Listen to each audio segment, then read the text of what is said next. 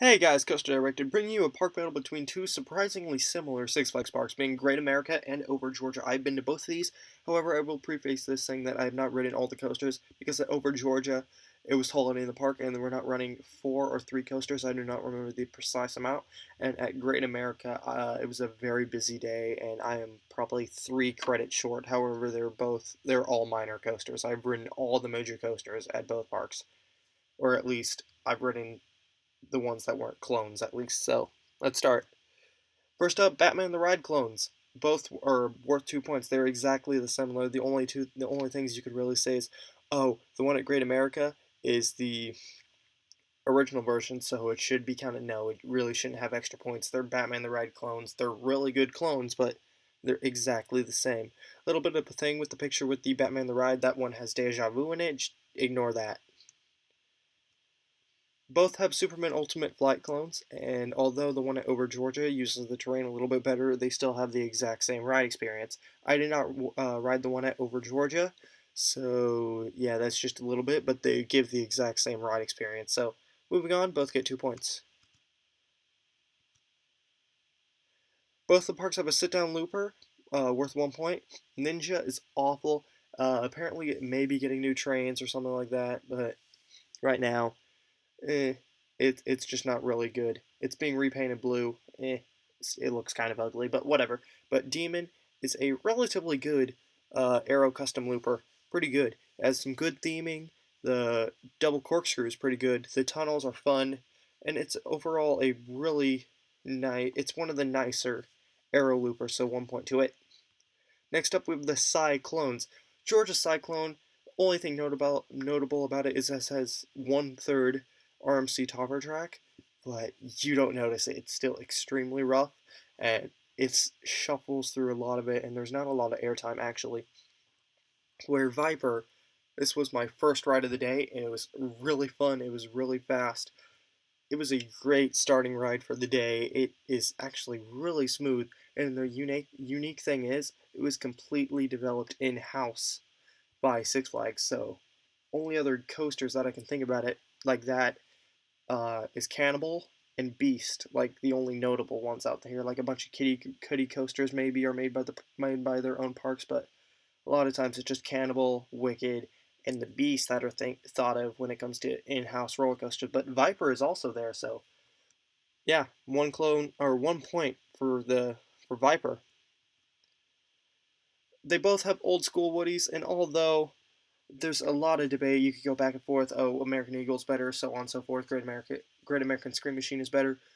American Eagle has the dueling feature of it, which makes it really cool. So you're racing against the other person, and also it also has a longer drop at like 140 feet. It had the longest drop, and it was the tallest roller coaster in the world at the time of its opening.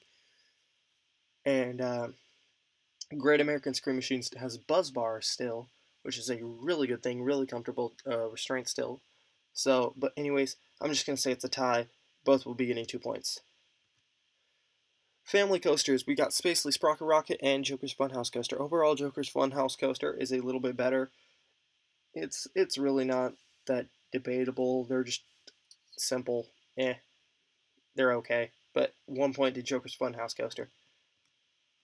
Mine Train S coasters, these are not per se Mine Train coasters, but the Whizzer is a lot like a Mine Train coaster. Dahlonega Mine Train was like the second mine train. It was definitely the second at a Six Flags park. It was installed in the late 60s. Anyways,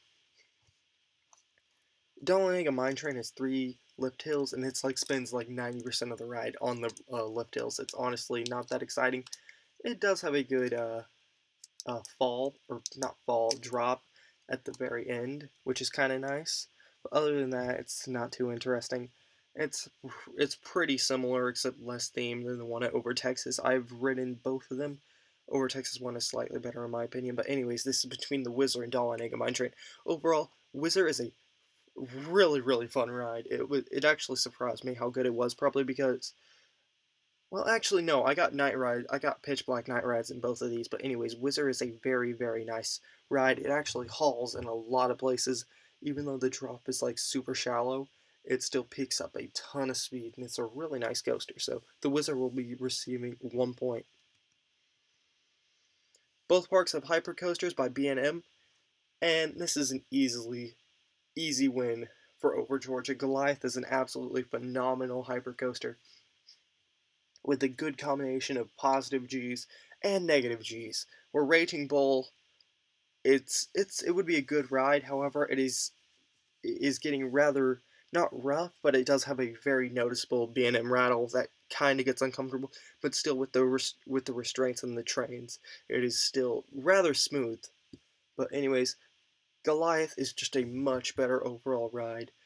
And Goliath I rode 3 or 4 times in a row, and I did not. It was very comfortable the entire time, very smooth. There was a only thing I could say is towards the end, the airtime hills are a little bit jerky, but can't complain. You're being thrown out of your seat pretty hard. But 3 points will be going to Six Flags Over Georgia. Great America's 5 extra coasters: the Dark Knight Wild Mouse in a Box coaster, themed to the Dark Knight movie, which, good movie. Little Dipper, which is a relocated family wooden coaster, or a kiddie wooden coaster, similar to, say, Woodstock Express at Kings Island and Carowinds and King's Dominion. Goliath, the RMC wooden coaster at with the 180 drop and a extremely good 85-degree drop. It's phenomenal. V2, which is a Intamin Impulse coaster, and X-Fly, a B&M Wing coaster. But the parks are Great America will be getting 3 for Goliath, 2 for X-Fly, and 1 for the rest. So 16-10. Over Georgia has 3 other coasters, that being Mindbender, the Schwarzkopf Looper, Daredevil Dive, the the Gerstlauer Eurofighter, and Georgia Scorcher. So it is 16-15. But both parks have Intamin drop towers. However, the Intamin drop tower at Great America is Giant Drop, and it's an Intamin first gen drop tower. Where Acrophobia is a Gen 3, or no, it's not Gen 1, it's a Gen 2. And Acrophobia at Six Flags Over Georgia has a Gen 3 gyro drop with stand up and slightly leaning carriage or whatever. Ride carriage. So overall, Acrophobia is a much better ride in my opinion. It's much more forceful, and they're about the same at they're only about 200 feet tall with about a 150-foot drop before it kicks into the brakes. But I'd have to say Acrophobia is a much better ride. Great America has 3 thrill/dark rides: Justice League, which will be coming this year. It's not officially open. We got King Chaos, the Top Spin, and Revolution, the smaller version of the Huss Frisbee. So 3 points for all combined. So add that onto their total. Over Georgia has 3 as well. Monster Mansion, a water dark ride, which I did not get to experience. However, I've heard a lot of positive things about it. The Joker Chaos Not Coaster. Obviously, it's not a coaster. It's a Larson Looper, large Larson Looper, and the Sky Screamer. So 3 points for them as well. 19-20. Over Georgia is still maintaining its lead. Family rides overall. The total family rides. Great America has 36, while Over Georgia has 31. So 2 points will be going to Great America. Prices overall, Over Georgia is cheaper, but just by a bit, and Six Flags Great America is actually kind of expensive if you're not going season pass, gold season pass. I've got a gold season pass, so free parking. Parking there is $25 if you don't have a season pass. You could easily spend up to $200 for a family. So definitely recommend, if you're going to Great America, just get a season pass. It's really cheap.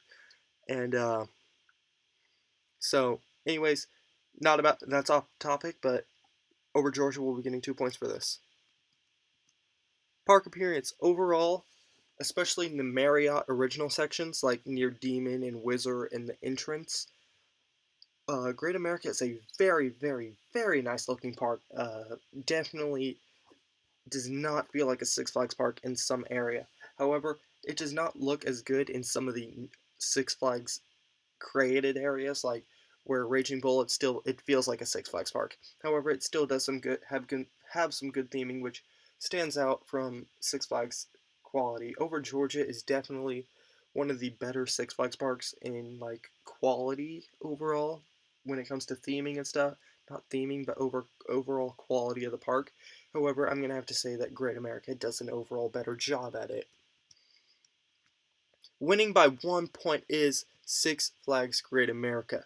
Both parks are absolutely fantastic, but this one just managed to edge it out. They both are very similar in some aspects, but also extremely different in others. I have to say my personal favorite Six Flags parks currently is Great America, probably. That or over Texas. I cannot completely decide. Probably when I go to it, Great Adventure will be my favorite, but right now, Great America or Over Texas is currently my favorite.